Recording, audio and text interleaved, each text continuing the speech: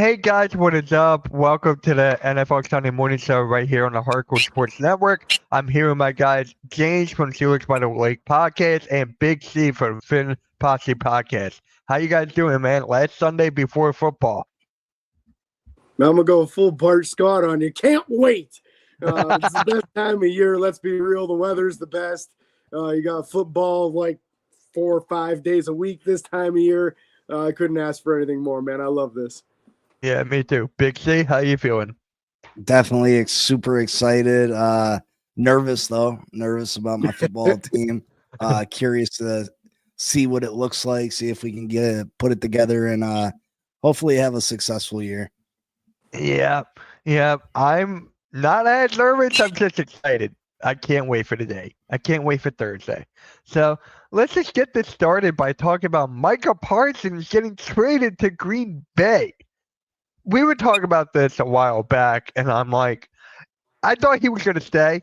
I thought Jerry was not going to pull the trigger at all. But for a bag of chips, 2 first-round picks, like, James, let's start with for you, man. Where were you when the trade went down? I think I was here. I think I was at home, man. And one of my buddies that I do the podcast with texted the group and said, "Hey, it happened.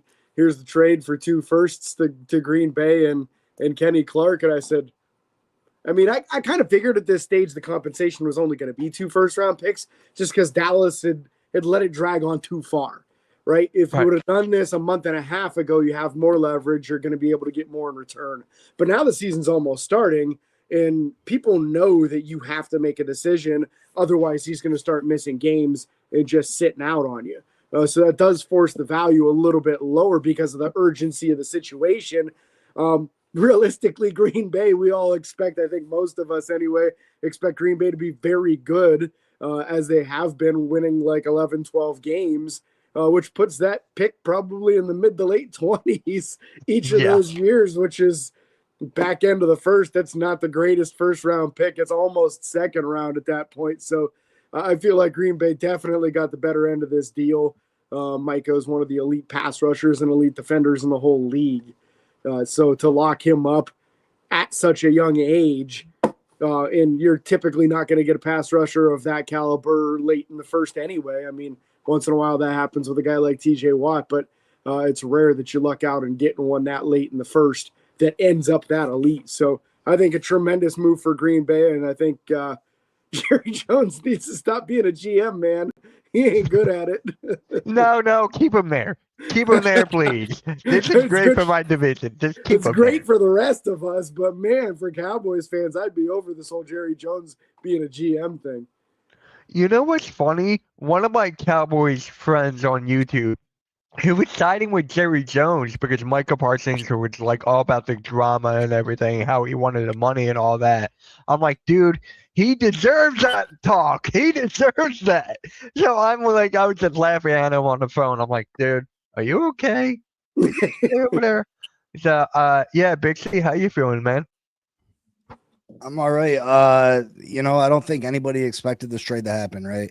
You see these pass rushers threaten that they want to be traded, that, Myles Garrett, TJ Watt, even Hendrickson over with the Cincinnati Bengals.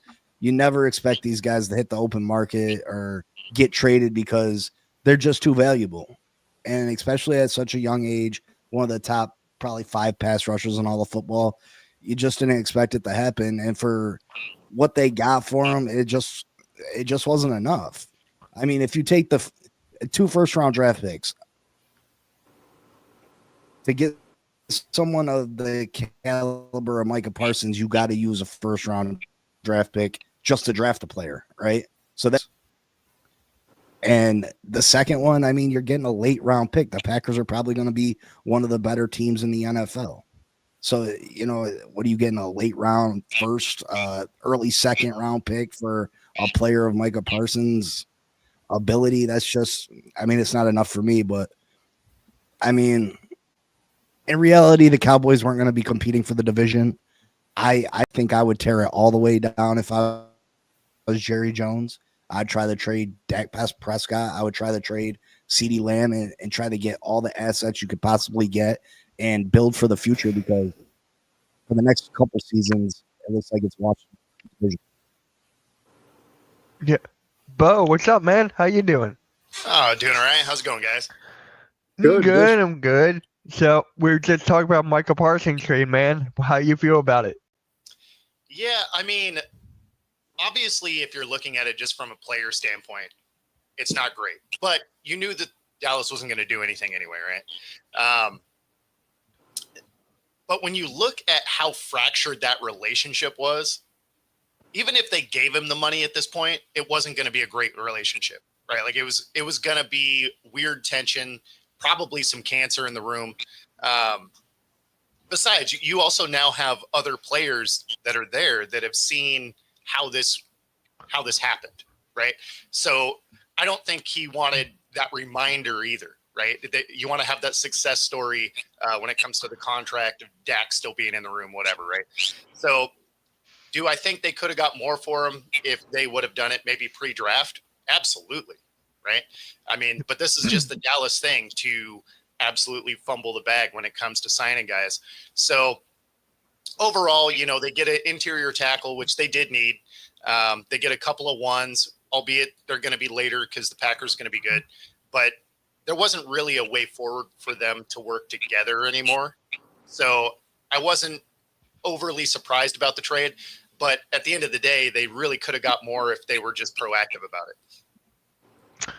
Yeah. So as you guys know, I'm a basketball fan at heart, so that's my number one sport. And it's the same year as the Luka Doncic trade. It's the same exact year that Luka and Micah Parsons both get traded. So I'm like, what is Dallas doing? Who knows? But for me, I said this on so many podcasts as of late.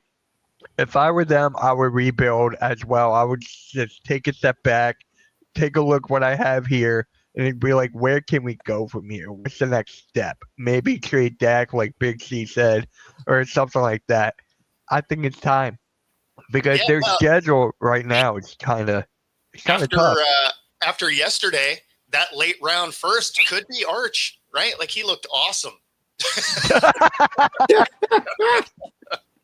Oh my God! Well, the reason that will never happen is Jerry Jones is 80 years old, right? You know what I mean? Yeah. He doesn't have necessarily the time for a rebuild. You know what I mean? These guys aren't trying to not. What's it do him any justice to try to rebuild 5 years down the road? You know what I mean? Yeah. Chances are he might not be here. You know what I mean? So yeah, he's not trying to hear that. And as long as Jerry Jones is in control of the team, you're gonna get this. Except if you're a Cowboys fan, he's going to live forever because he's ruining your team. It's not just that. Don't forget about his son too. Don't forget about his son. His son is still there. So it's going to be like and then it's going to pass on to his kids. It's going to be passed on to their kids. And then it's going to keep on going until it's like, can we sell this team and make money? That's where it's going to go. That's the thing, right? Like, does it get passed on that many times, or does it end up like the bus kids, where they're just like, let's get these billions and keep it pushing. Kind of reminds me of Al Davis with the Raiders, near the end. Right. He was calling all the shots, drafting Sebastian Janikowski in the first round, and the rest of the league was just laughing while Al did Al things, and now Jerry seems to be doing the same thing. Fun fact for you guys, George Pickens has the same agent as Micah Parsons, so don't expect him to be re-signing in Dallas either. Oh, wow. I was not aware of that. That is amazing. Yeah, that relationship between that organization and that agent is so fractured, there's no way Pickens stays after this year now. That is fantastic. So here's actually the schedule for the Cowboys here, because I was seeing online, like people were predicting 4 wins, 5 wins. That's basically where I am at with Dallas. So how many wins do you guys see that Dallas realistically getting this year? Like, is it 4 or 5, 6? Yeah, I think they can be better than that. Carolina's not going to be enough better to matter. The Jets you can win. The Giants, they'll probably split. Yep. Probably beat the Cardinals. I see 6 wins already almost. Yeah, I mean the Cardinals are a coin flip because you never know which team's showing up. Make Vegas out. is going to be similar to that, right? Like Vegas is going to beat some teams they shouldn't. They're going to lose to teams they shouldn't. Wow, they're get beat a lot in the second half, though. Look at the second half. My point exactly. Yeah, It's all about 6 wins. the only thing they can hope for in the second half is some injuries. Yeah, Dude. I agree with Bo on this one. It's I think that Dak and CD are too good for them to only win 4 games. Yeah. So I think as long as they have those two on the roster, you're gonna just come up with at least 6 wins probably, just because the two of them can blow up at any point in time.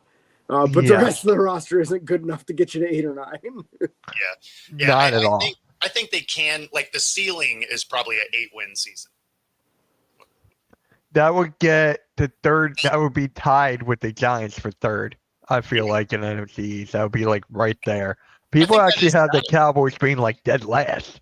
Yeah, no, I think that I think it's a battle for third is really what Yeah. it is. Like the Giants, their defense are going to be good. The offense are, I don't know, we'll see. But but the defense should be, pretty solid for New York. So I think those two teams are going to battle for that third spot, which means who cares? But you got no faith in Russ? No, not really. Yeah. Yeah. So, yeah, pretty much. I got them. I got Dallas fourth. That's just me. It's my division, so I gotta go like that. I gotta go. So, There's Yeah. some Dallas hate there that might give you some bias. Maybe.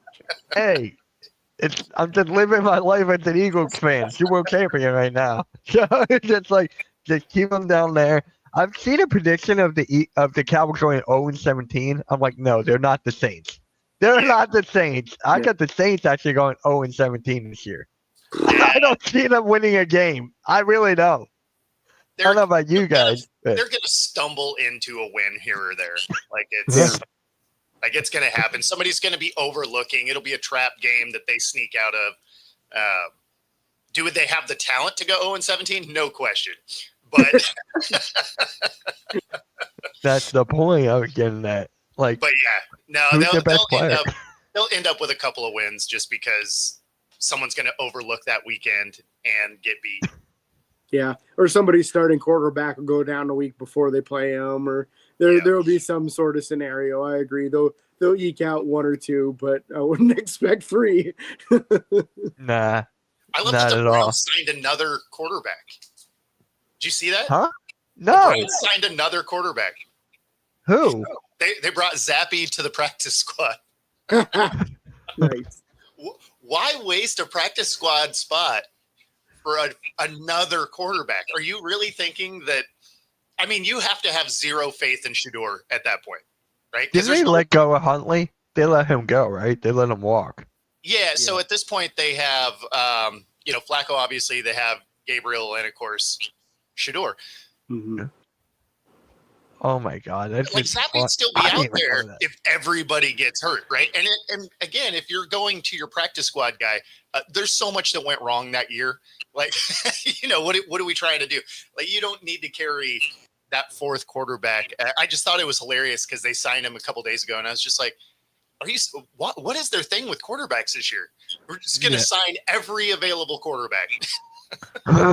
Here's a little big brain theory, just hearing that for the first time, but I wonder if their thought process is if Flacco goes down, they would turn to Zappy over the rookies because they don't have enough confidence in the rookies, but they don't want to lose the rookies for the possibility of long-term development. Oh, man, that would be Wouldn't that be a slap in the face? that would be such a good killer.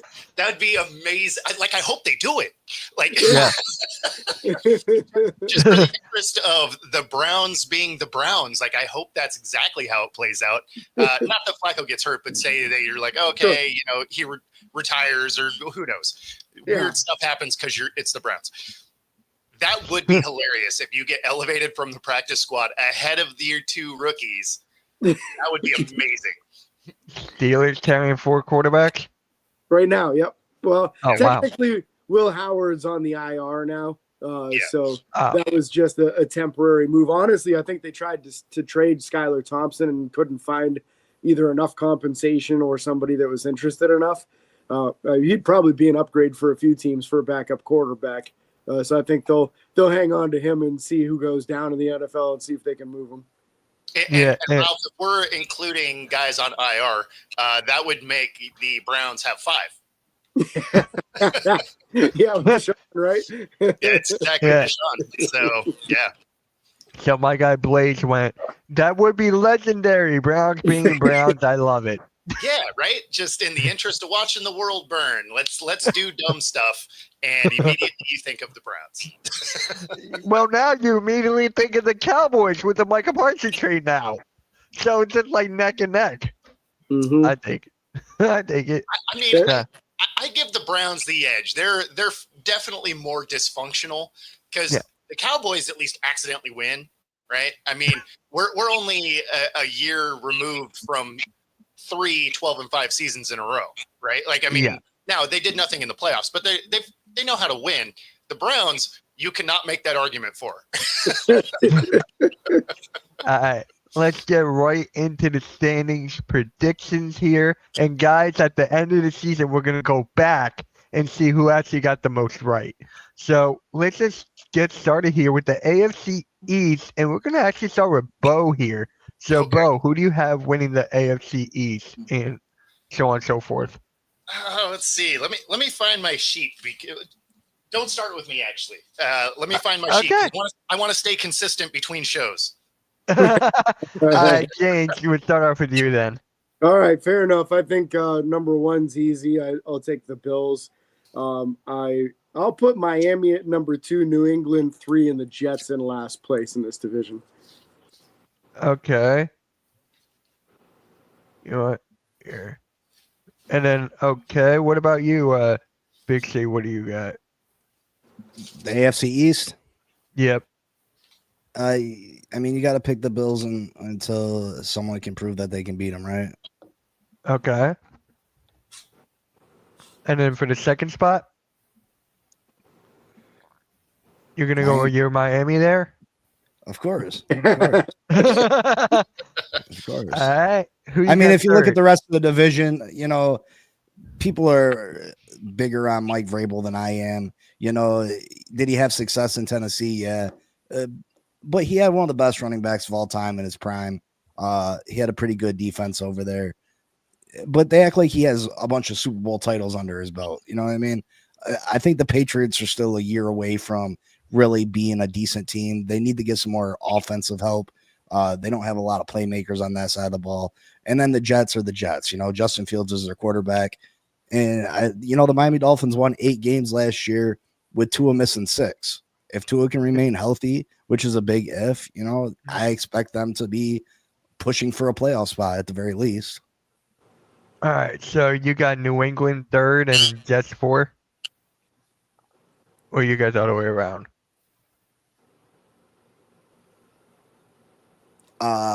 Patriots. Okay. I'm just gonna go like that, and then Jets. How about you, Bo? Yeah, so I'm exactly the same way. I don't. So here's the thing with that, right? Like, you have the Jets, and everybody was excited Justin Fields went there, which I don't really understand anyway. Yeah. But even if you liked the prospect of Justin Fields, what about the Jets tells you they're going to develop the guy? Like, if there was an organization that you can almost guarantee won't develop a quarterback, it's the Jets. So yeah, they definitely land in last for me. All right. I think I'm gonna go the same way. I was thinking about flipping the Jets in New England, but then I was like, wait, it's the Jets. What am I doing here? Yeah. My friend would love that. He's a diehard Jets fan. I don't know how he is, but He I'm already like, turned the okay. show off. He's not even watching right now. I gotta call him later. All right. I'll start off with the AFC North. So what are the teams there again? Oh, North, you got the Raph. Ravens, Steelers, Bengals, Browns. wait. I gotta address that. Ref, yeah, he was 4-2 before getting benched. But if you remember, his defense was scoring points in all of those 4 games. They didn't win because of him. Ravens. You know what? I'm actually going to go that way. Ravens, Steelers, Bengals, Browns. On my friend's podcast on Friday, we were talking about how the Bengals could be the last third spot in the wild card. Like, we just don't see them going up anywhere. And I said that they're the most overrated team in the NFL. Right now, Cincinnati. I don't see them going anywhere. And then the Browns, it's the Browns. All right. James, are you going to go your Steelers first? Or are you No. going to go? No, not a chance. I'm kind of like how Big C is in his division with this. Like, until somebody proves that they can knock the Ravens off, I'm putting the Ravens at number 1 in the division. I do think that the Steelers are a more well-rounded team than the Bengals, so I do have them at second. The Bengals don't know what defense is, but they at least have a very good offense, so I'll put them at 3, and then the Browns is the Browns, like Juju said, so they're sitting at 4. All right. Big C, you're going the same route? I'm gonna go with the Ravens, Cincinnati, then Pittsburgh, then the Browns. Okay. Father Time's undefeated. Aaron Rodgers is 40 plus years old. There's a lot of different personalities over there. I think this might be Mike Tomlin's last year in Pittsburgh.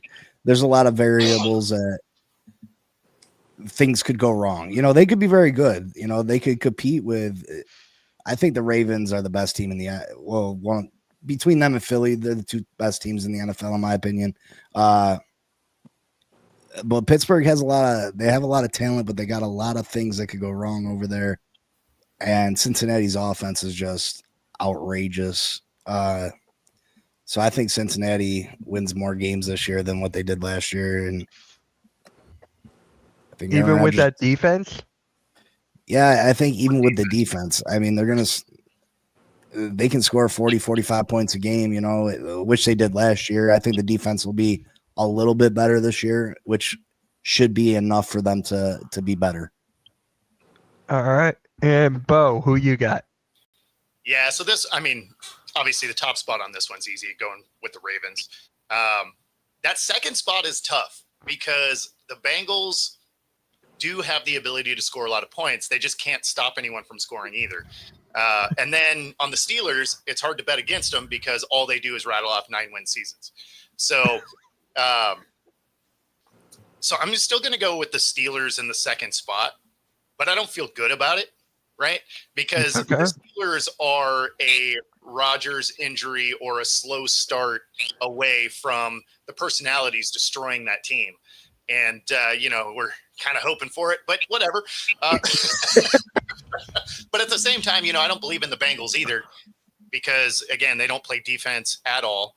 But obviously the Browns occupy the last spot because, well, they're the Browns. All right, Big C, we're actually going to start off with you here. AFC South. By default, the Texans, Jacksonville.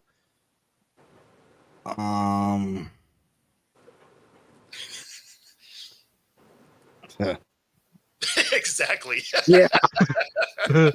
Yeah, man. Oh man.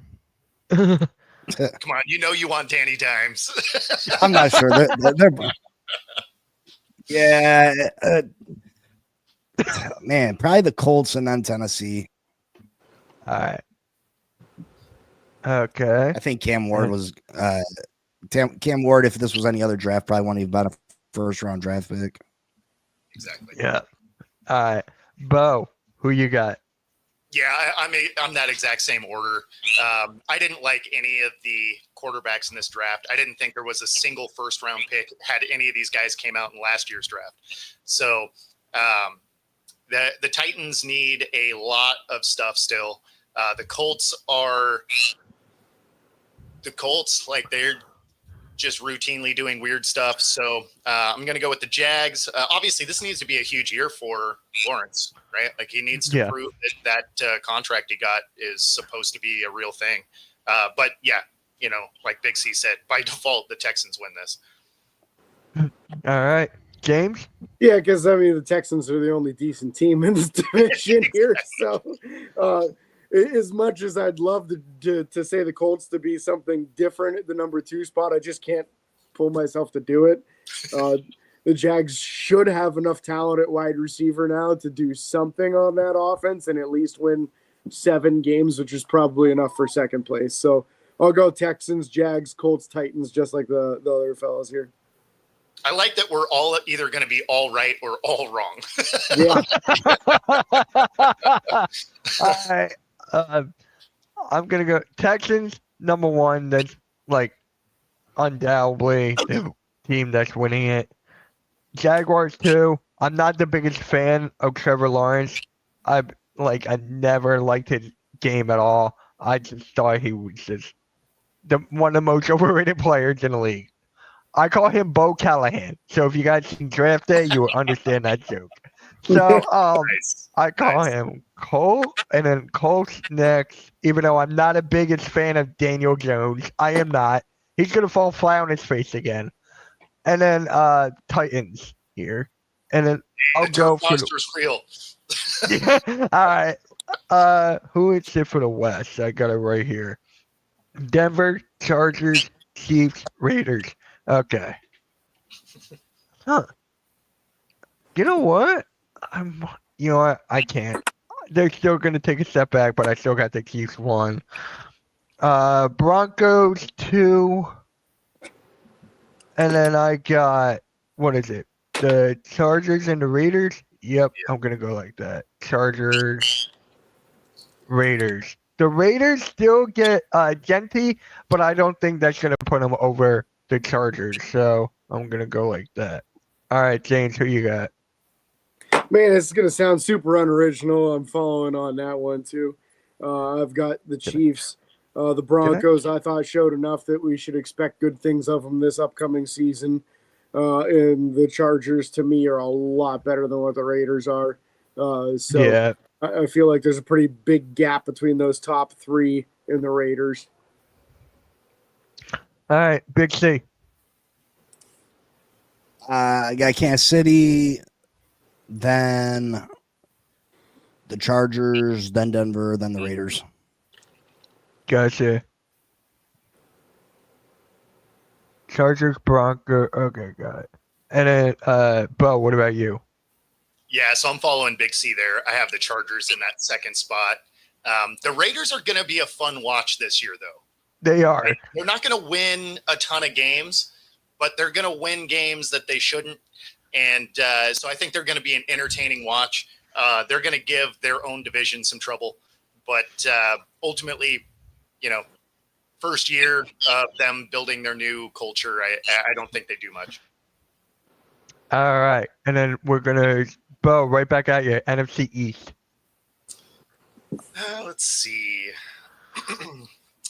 Should I put the Cowboys on the bottom? Yes. Yeah. Well, no, actually, I take that back. I'm going to go with the Giants in that 4th spot. Okay. I'm going to go Cowboys if we're going bottom to top. Yeah, might as well. I think it makes it more funny. And then Washington. I don't think they're going to have quite the dynamic season they did last year, but they're going to be better than the other 2. And then obviously the Eagles are the front runner in that one. Yeah. Big C? What are we on the NFC East? NFC East, yep. Eagles, Washington, Giants, Dallas. Gotcha. All right. The Cowboys and the Giants, like that just feels like a coin flip to me. It's a coin flip. It is. All right. James, how about you? So Commanders first. No, I'm kidding, Mitch.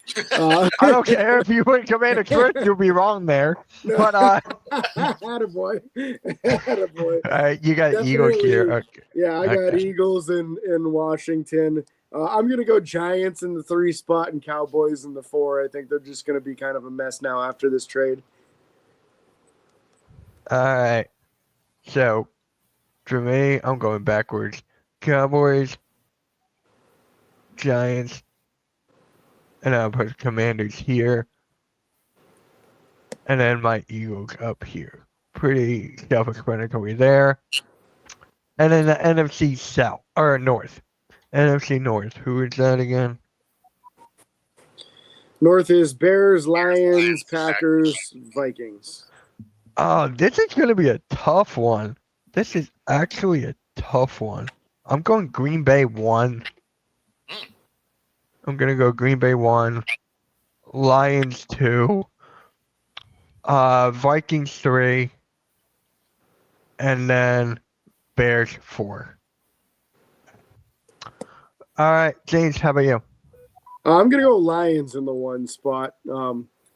I'm going to go Packers 2, Vikings 3, and Bears 4. Even though I think the Bears are going to be a lot better than they were last year, it's just a tough division. It really is. That's why I was stuck between the Vikings and Bears right there. All right, Pixie, who you got? I got the Lions still at the top of this division. Would they go 15-2 last year and their whole defense was hurt? Yeah, they lost their offense and defensive coordinator, but I think Dan Campbell is the fuel in that fire over there. And they got a bunch of other former players to step into those positions and take over. I think they're supremely talented. I got Green Bay at 2. The Parsons definitely helps them. I think Minnesota takes a step back because I think Sam Darnold played out of his mind last year. I don't expect that again from him this year over in Seattle, but we don't know what we're getting with McCarthy. And the Bears fourth. Gotcha. I feel so bad for the Bears, man. They just had a good offseason. They're just a tough division. Yeah. Very, very tough. All right, Bo, who you got? Yeah, so I still have the Lions at 1. I like the Packers at 2. And, obviously we don't know what McCarthy is. This is basically his rookie season. I know he was on the roster last year, but he didn't play. So the Vikings take a step back, but they're still the 3rd best team. And the Browns, this is going to be Caleb Williams. Like, he needs to show what he is, right? Bears. The Bears have everything else. They have the coaching now. They have a good defense. They have weapons. They fixed their O-line. So now it all comes down to, can Caleb Williams take that next step? And I think he probably does take a step forward. It just isn't going to be enough in that division. All right. And next up, we got the South. So, Bo, right back at you. Well, I mean, the Bucs are the easy pick for that first spot. Then it's just a lot of terrible. I guess I'll go with the Falcons in 2. Maybe they'll remember Bijan's on the roster week to week. Then the Panthers, I guess, they should be better than they've been. And the Saints are likely to be the worst team in the league, so they can sit in that 4 spot. Yep. All right. Big C, who you got? Sorry, I was typing. What division we're on? We're on the South. The South. Oh, wait. Tampa Bay. Baker Mayfield has found a home in Tampa Bay. He played phenomenal last year. I think you gotta go with Atlanta at 2, Carolina at 3, and the Saints might be the worst team in football. Mm-hmm. All right, James. Boy, this is getting boring on this show, man. I don't have any different here. I think Tampa Bay is the clear number 1 team in this division. The other 3, you'd have to pay me to watch. And I don't expect the Falcons to be good, but at least they have some weapons. The Panthers at least showed signs of life at the end of last year, so I'll put them at 3. And like they said, I don't expect the Saints to get the 3 wins this year. So I got that. Yeah, this one is just like, all right, do we really have to do the South? It's the same thing across the board. I mean, feel really, so. when you look at all of our lists here, it lets you know that there's not a lot of parity in the league this year. Right? You're like, it's the teams that have talent and the teams that are rebuilding. Like Yeah. that's Yeah. All right. So NFC West, it's the Cardinals, Niners, Seattle, and the Rams. Yep. All right. Man, the first two are tough here. I might be going for. I'm gonna go 49ers here, depending on Christian McCaffrey. He can stay healthy. The Rams too. I got the Rams. Then it's gonna be the Seattle. Then it's gonna be the Cardinals there.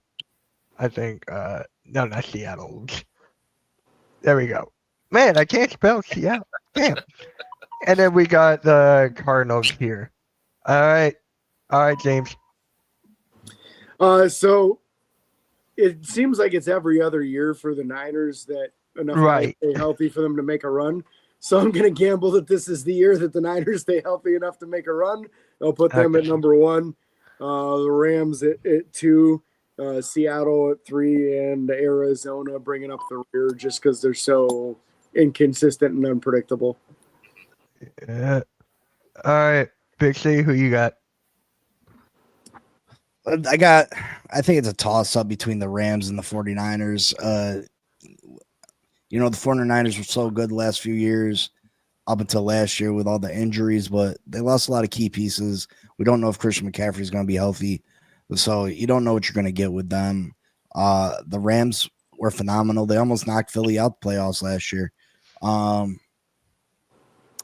think I'm going to have to go with the Rams, then San Francisco, then Okay.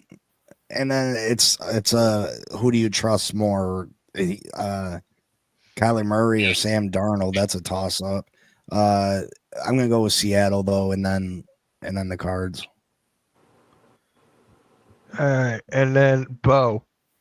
Yeah, so I have the Rams 1. They are a really good team. I have Seattle 2. The Niners lost Debo. They lose a couple other key pieces. Ayuk is disappeared basically after signing his contract, and actually he's also hurt. The Niners are going to take a noticeable step back. I mean, they just went and grabbed MVS the day after Seattle cut him because they just needed more receiver depth. So, I don't expect the Niners to be what they've been over the last decade, really. I think they take a pretty major step back. Kudos to John Lynch, though. Like he's doing work to reload that team. It just won't be for this year. So I have them in that 3rd spot. And then the Cards, they have so much talent on that roster and yet somehow can't figure out how to consistently utilize it on the field. I mean, especially when you think of they had Marvin Harrison Jr. and there would be like first halves where he'd have 100 yards and you would never see another pass go to the guy. Like, they're just like, oh, you know what? We're playing good. Better shut that down. So yeah, the Cards will be that team that probably gets their whole staff fired again. Yeah, and Kyler Murray will be playing Call of Duty. So I'm just gonna say that right there. Hey, you know what? They need to put a side quest in there that is the playbook. Yeah. Right. Raphael, that's the wrong Bosa. The 49ers still got that Bosa. Yes. Yeah. So before we conclude this part, any changes you guys want to make to this, or are we all like sitting? I think I'm pretty good with mine. I mean, Especially the NFC East, I'm good with mine. They haven't played a snap yet, so I mean, yeah. Yeah. Okay. I feel good about it. That may all change next week, but I could definitely see us next week and be like, okay, I'm going to move this team here. I'm putting you last. I'm putting you first. So I could definitely see that. So, turns out the yeah. Saints got relegated to the UFL, and All right. How many wins realistically do you guys see the Saints getting? 2. 2? I don't see any. I'm going to I went through the schedule like 3 times, and I realistically don't see any. Oh, But, not necessarily because I think they should win them. I just think they accidentally win 2 games. Yeah. Yeah, like I think what? they luck out and somebody's got a starting quarterback injured or somebody's wide receiver room is completely annihilated or something, and they just squeak out a couple of them. Raph, which I'm curious to teams see are the that. 5 I'm wins? curious. Hold on. Like, What? Yeah, I'm curious to see this. drop them in the chat, man. Like, which 5 wins are they getting? 5 wins? I think you're overestimating that. Right? The Saints and Panthers will have less wins than the 49ers combined. That's probably true, Steve-O. That is so true. All right, so he got the Panthers as 1. Okay. I think that's pretty much. I don't know. I got the Panthers winning that one. Yeah, it's funny though because that'll be a really competitive game. Might actually be a fun watch because both teams are terrible. So you Carolina got was Bryce- better at the end of the season last year. They were. They were. No, And and I that's why I still said Carolina will be better when we were going through the list. They'll definitely be better than they've been. They're still not a good team, but they'll be better. I still can't believe they traded Adam. Oh, yeah, we talked about Thielen. He's going to retire pretty much, right? He's like 35, 36. So that makes sense now. How he got traded out of Carolina back to Minnesota. So 2 wins might come out. What? Out of their division? I don't know. I got to see it to believe it, man. I got to see it to believe it because when I'm looking at it on paper, I don't see any. I'll give them 1. I'll give them 1 win. I don't know against who, but Saints play Tampa Bay tough. Well, they are in the division, so it makes sense. So that Yeah. does make sense.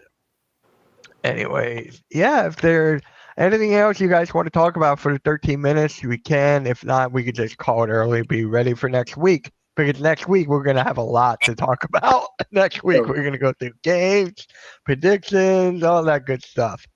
So if you guys have anything to say, you guys can go and say it now. I'm going to put the predictions on Twitter so Okay. that everyone can see it. I'll tag you guys or whatever. Cool. So, any storyline predictions for the year? Got me. I could see things. Because we have a Dolphins fan on here, Zach Wilson lights it up in the 4 stars he gets. No. Yeah.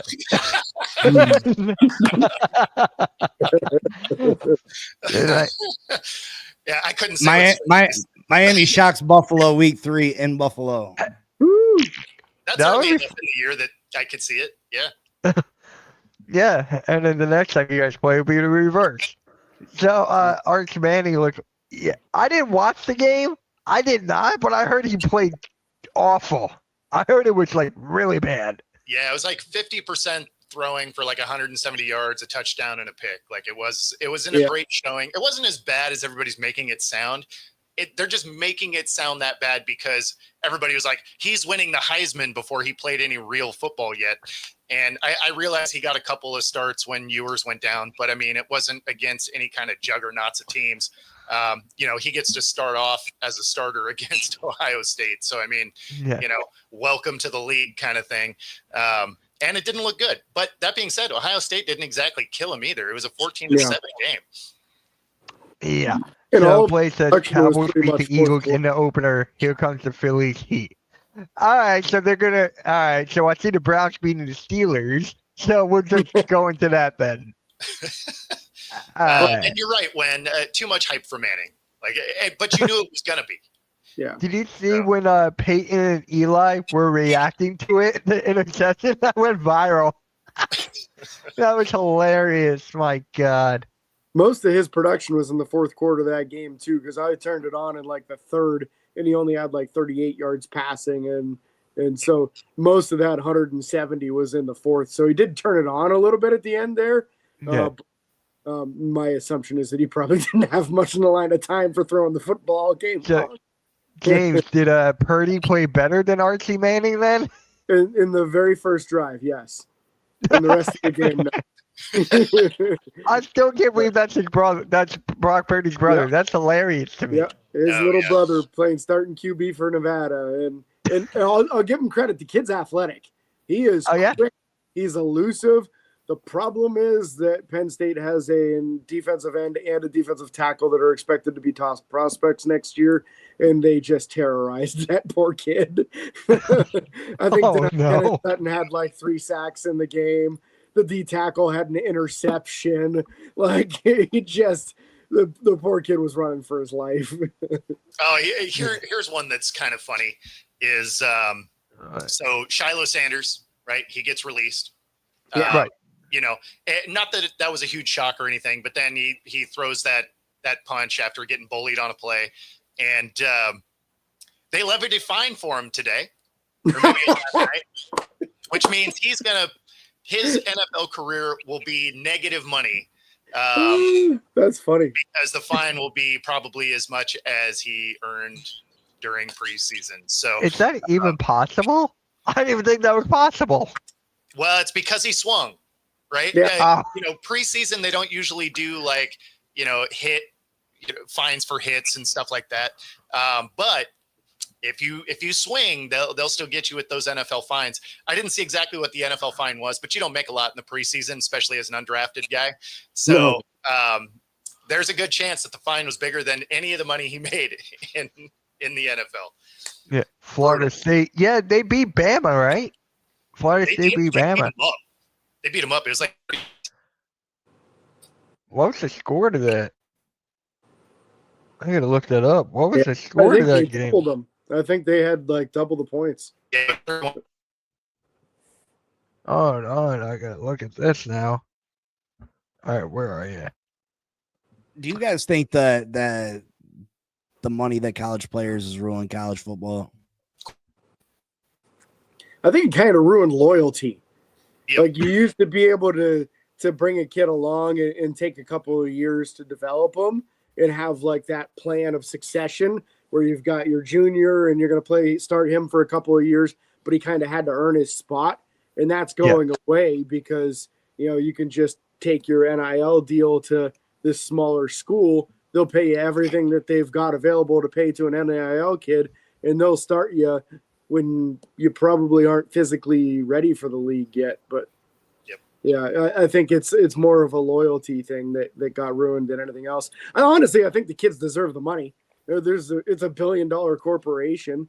They should be paying these kids. So maybe you give it to them afterwards or something. You know what I mean? But I don't think it's right that these college kids walk around with other college kids that might not be able to play football, and these guys are driving Bentleys, and they're already showed so much favoritism on campus as it is. You know what I mean? Yeah.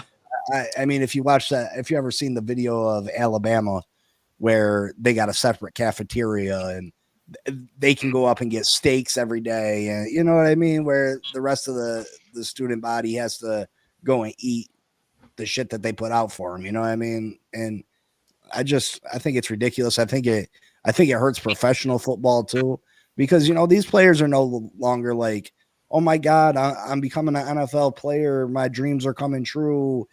I got this contract coming to me that, half these players can stay in college and make more money. Mm-hmm.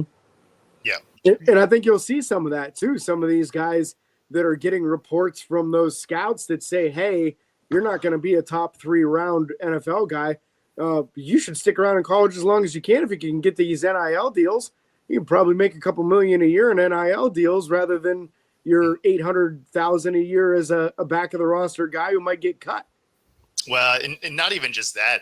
You're watching the fact that they can't develop kids anymore because they don't even take the coaching. They're just like, oh, he said something bad to me. Let me jump in the portal now. Yeah. And in fact, Kirby Smart came out with it in a presser, I want to say a week ago now, where he's like, yeah, that they get offended when you try and coach them up. Like the kids aren't even accepting the coaching now. They're like throw their hands up and get offended because you're just like, hey, I need you to do this better or whatever. So it's do I think the NIL has ruined some stuff? For sure. Do I think the portal does more damage than any of it? Absolutely. Like the NIL, hey, you know what? These guys have been making money on these kids forever. So I'm not mad that they get some money out of it. But being able to just bounce out because, oh, I didn't get the playing time I wanted, rather than just like, hey, work, earn your spot. Now you're like, oh, I'm just going to leave. And that part I don't like. I also don't like that you can't, the transfer portal is open multiple times. So you can leave as you go into the playoffs and you're watching kids do it. Like, that's wild to me. Like, I wanted, like when you played, didn't you want to win? Wasn't that the thing? Like if I'm going into the playoffs, you know what I'm not doing is leaving. Yeah, I don't know. The portal does more damage than I think the NIL does. The NIL does a lot of damage because there was just no framework for it. Like the NCAA is so good at ruining their own product that they're so reactive about absolutely everything. They're like, no, we're not going to do this. We're not going to do this. And then they're just like, okay, figure it out. And you're just like, that probably wasn't great. You had all these years of saying we're not going to pay these kids. You probably could have came up with an idea that like helps bring it along in a way that makes sense instead of just opening Pandora's box and then being like, oh, why doesn't this work? It's like, well, because you guys are morons. Like, well, let's be real. They're getting this education for free. That's putting them on a stage where they can show their abilities to go get a job at the next level. You know what I mean? And that's just that's the new generation, that these attitudes. My kid said something to me the other day, like, he gave me some kind of attitude, and I was like, why are you talking to me like that? He's like, I'm talking to you with the same respect you're talking to me. I said, what? You little motherfucker. I'll smack the shit out you. If I would have said that, we wouldn't be having this conversation today. Like, yeah. And you are right. I am a Washington Husky fan. But that isn't why I dislike the portal, actually. Like when we lost our coach to Alabama and, you know, most of our starters left, I wasn't mad at that, right? Because the program you signed up for had now changed and moved and whatever. So like, I'm fine with the portal. I just don't like that it's open multiple times. I mean, you're actually seeing some college tradition things start to go away where you have the spring game not even matter, because why would you even play it? Because the portal opens after it. Right. So you're seeing schools opt out of the spring game because now anybody that you had playing in it could actually just be like, you know what? I didn't like how I was coached in that or whatever. And so you can't even scout your own talent in that game, or you don't want to play it because you don't want other teams scouting your guys because they can attract them to the transfer portal. The transfer portal for football should really be after the national championship and before the spring game. One time, right? And if you stay on the team, then awesome. That's where you are. And maybe there's a different portal for different sports, right? Because they align in a different way. But if you're playing football, that's what your scholarship is. That's what you're, you know, brought in for, whatever, right? Recruited. Then their portal should really be in that window so that so the coaches can focus on the players that they have, whether or not the spring game makes sense for them. And it gives them time to actually have these kids in their program long before the season, so they can actually do all of those summer workouts and all of that. So, I mean, they need to refine how it works, not that it necessarily needs to go away. Yeah. It's the same thing with the NIL deal for the NBA too, the NBA draft. And I feel like with that, it's not the same anymore. I mean, look at Cooper Flag, right? Number 1 pick. But if he didn't go in, he would still got all this money and stuff to lay back on. So I'm like, they got a security blanket, which I like, but it's just like the effort is not there as much anymore. So well, that's the way I think it. You know, in the other sports, right? Women's basketball is a great example of this because the WNBA current pay structure isn't very good. That, you know, I was chatting with Coach Quinn a couple of weeks ago for the Storm, and she said that, you know, the rookies are older now because, you know, I was asking, is the NIL negatively affecting the league? And yeah, right. Because a lot of those NIL deals can be more than what they're going to make as a base salary in the WNBA. Now that's going to change, but they're going to get a significant, you know, pay increase, but with their new TV deal. But yeah, I mean, as it sits right now, it makes more sense to stay in school if you have a good NIL program. Yeah. All right, guys. So that's going to conclude right here for the NFL Sunday morning show. Next Sunday we got football. So next week's show is going to be a lot more stuff to talk about. So, Bo, what you got coming up, man? Yeah, just more WNBA coverage. I'll be back in the stadium. I was there last night. I'll be back in on Monday, and then it's a whole week of football. We get our Pick'em Championship rolling Thursday, and got some football, baby. Yeah. And then Big C, what about you? Just super excited for football. Doing my Fin Posse podcast, usually Monday through Friday, 10 a.m. Game Changers, Laces Out Live, usually Monday and Friday, 7 p.m. Eastern. But yeah, super excited for football. Can't wait. It's back, baby. Yeah. James. We just did our bold predictions show, so some off the wall stuff yesterday. So check that out on YouTube or anywhere you listen to podcasts. And about to go to twice a week, so we'll do a Monday recap show after games, and then Saturday morning shows talking about the upcoming game. Obviously, that changes anytime the games don't fall on a Sunday. Yeah, I was going to say, what if you play on a Thursday? Then everything moves up, buddy. Yeah. So for me, yeah, we got Eagles coming up. Make sure you guys tune into the wrestling show right after us, and then we got a football show after that. So make sure you guys tune in to the Hardcore Sports Network. Without further ado, hit that like, hit that subscribe, hit that notification bell, and we'll catch you all next week for football. Football's back, and my Eagles play on Thursday. So I'm waiting for Eagles versus Cowboys. Other than that, catch you guys later, man. Peace. Have a good one. Peace.